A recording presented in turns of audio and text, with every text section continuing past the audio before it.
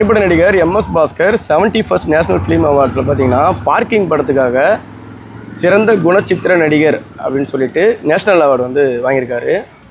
இவர் வந்து ஒரு சாதாரண ஒரு நடிகர் அப்படின்லாம் சொல்ல முடியாது. சாதாரண இவருடைய உழைப்பு ரொம்ப அதிகம்.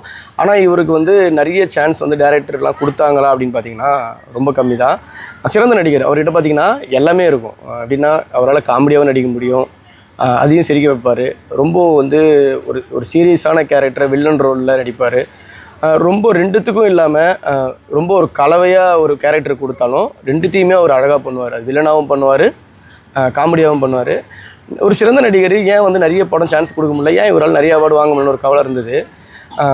இப்போ பார்த்தீங்கன்னா பார்க்கிங் படத்துக்காக இவர் வந்து நேஷனல் அவார்டு வாங்கும்போது ரொம்ப சந்தோஷமாக இருந்தது. ஓகே, இவர் டிசர்வான ஆளுதான் அப்படின்ட்டு.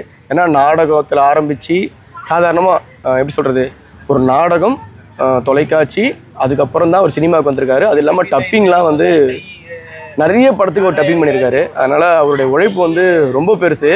அவர் வந்து இந்த ஒரு அவார்டுன்னு இல்லை, இந்த மாதிரி நேஷ்னல் அவார்டு இன்னொரு அடுத்த முறை அடுத்தடுத்து நிறைய படங்கள் நடிக்கிறது மூலமாக அவர் வாங்கணும்.